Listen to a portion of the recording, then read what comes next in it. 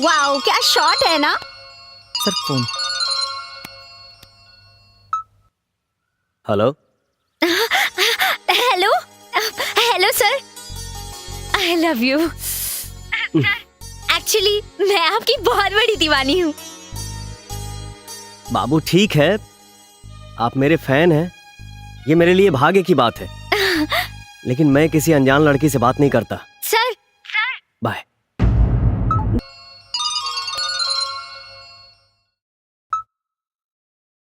Hello hi. सोने की झूठी कोशिश कर रही हूँ और एक आप हैं कि सोने ही नहीं दे रहे हैं। अरे यार जरा शर्म करो। आपसे क्या शर्माना, आप तो मेरे अपने हैं ना। पागल लड़की। मैं तो अच्छी भली थी, पागल तो आपने ही बनाया ना। रात ज्यादा हो चुकी है, चलो रखो, आराम करो। कोई कैसे समझाए इनको, टूटे गिलास में जाम नहीं आता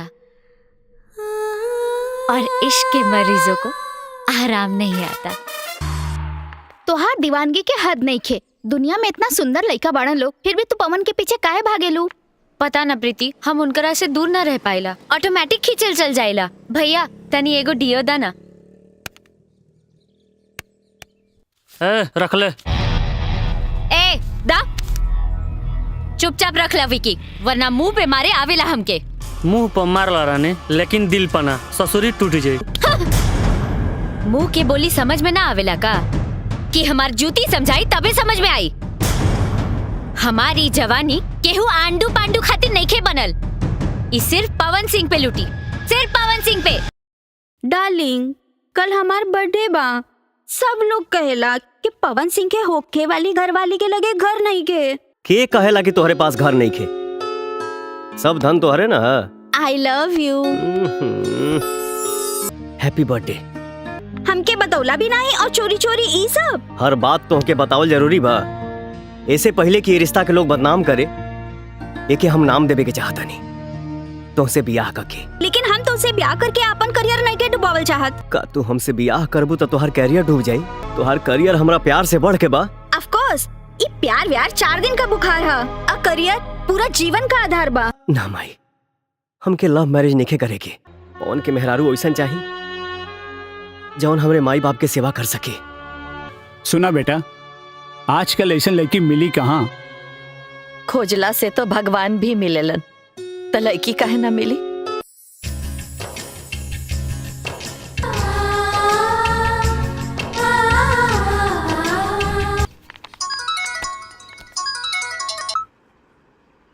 हेलो, हाँ भैया।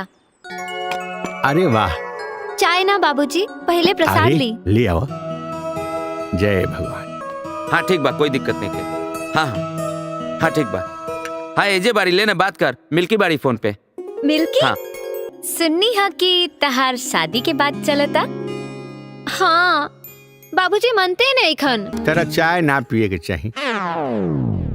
काहे? ना पिए के चाहिए, खराब चीज है, ना पिए के। ए माई, डायबिटीज इनका भइल ह, आ कहत तारे कि हम चाय ना पी, आ खुद चाय पियत बड़े। चाय पी ली। हाँ पिया। हाँ बाकी ना पिए के चाहिए।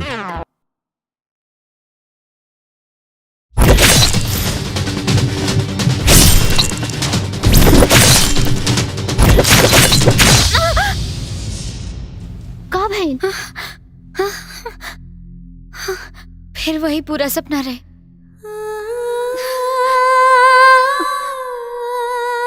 कल दीदी की शादी है, कैसे हूँ पहुँचे के पड़ी।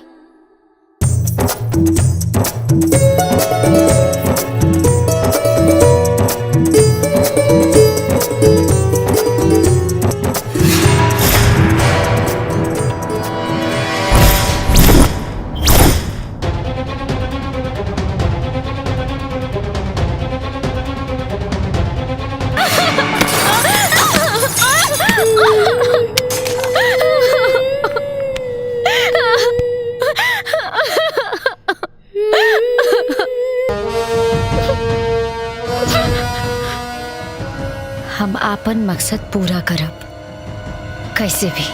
सारे गप्पा करे सानी, सारे सानी।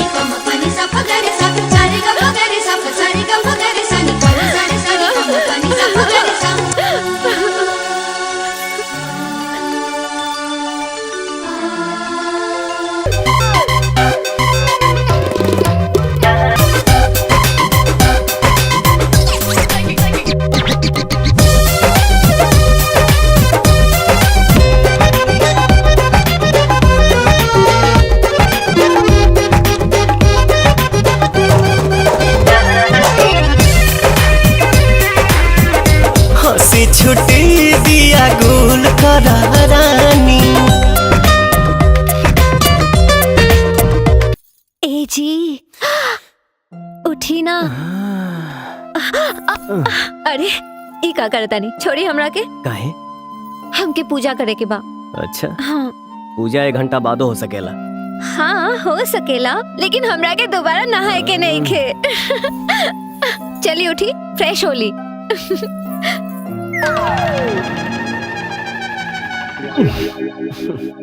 जीजा जी। हाँ? हम कैसे लागत आनी? एकदम बम लागता रू। कहाँ ब्लास्ट करे के इरादा बा?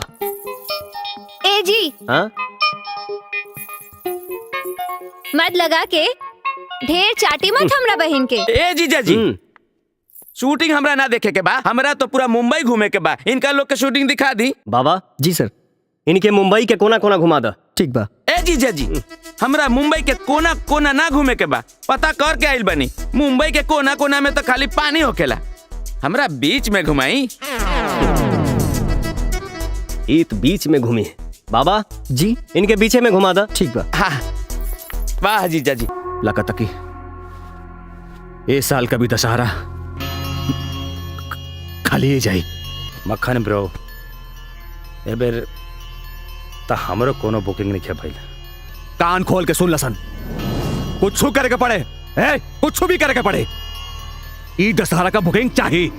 हाँ अरे भैया, प्रोग्राम के मामला फिट हो गई। हाईली दशहरा के बुकिंग। अरे आई बैठी बैठी बैठी। मक्खन ब्रो सुन, चाय पानी पूछ ले। हाँ। ठीक से नचिहा गई है लोग। ओखर चिंता बिल्कुल मत करी। हाँ जमा दे जा। जम जाई। और 25,000 रुपया से 1 रुपया ना ज्यादा दे और ना 1 रुपया कम। अच्छा ये बताई कि प्रोग्राम कहाँ करे के बा? अरे हमरा बेटा के छठिहार में गावे के बा। एक काम कर, चलो उठ जो, चलो। हम खुद दे जाता नहीं, तोहरा भगावे की जरूरत नहीं खे।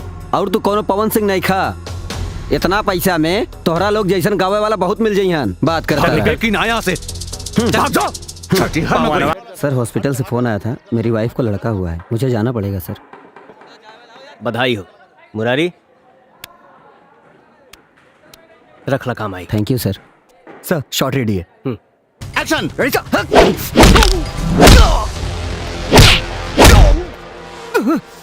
हाँ हाँ निकलना भी से।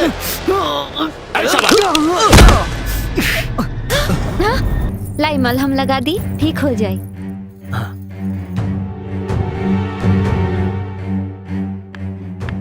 दीदी ई का क्रीम ब्रीम लगावताड़ू? पकावल करुआ तेल से बढ़िया कुछो ना होला। जीजा जी शर्ट उतारी। हा? उतारी ना।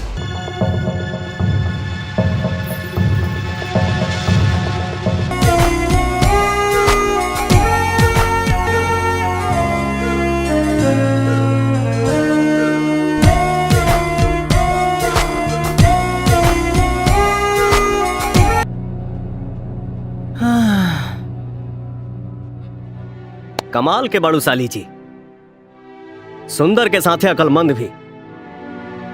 अगर तोहरा बहन से बियाह ना भइल रही तो हम तोहरे से कह लेती। अरे जाई। दादा। जीजा जी। हाँ जी, आओ बाबू, तोहरे कमी रहे। कैसा लागल मुंबई? जीजा जी, 5-10 दिन में हमरा मुंबई समझ में आई ना। हमरा तो बुझाता 1-1.5 महीना एजा रहे के पड़ी मुंबई समझे खातिर। अजान तनी का भइल, एक जगह के नाम पूछनी इनका से कि नाम का ही जगह के, तब बताओ तोरे अंधेरी रहे बहुत उजाला। एगो और जगह के नाम पूछनी कि जगह के नाम कहा, तब बताइले बांदरा। एको को बंदर नहीं खे लौकत। अजान तनी एक जगह तो नाम बताउले गोरेगांव, एको को अंग्रेज लौकल नहीं खे। जीजा जी इनका समझाई थोड़ा। हमरा के ऐसा वैसा आदमी समझता रे।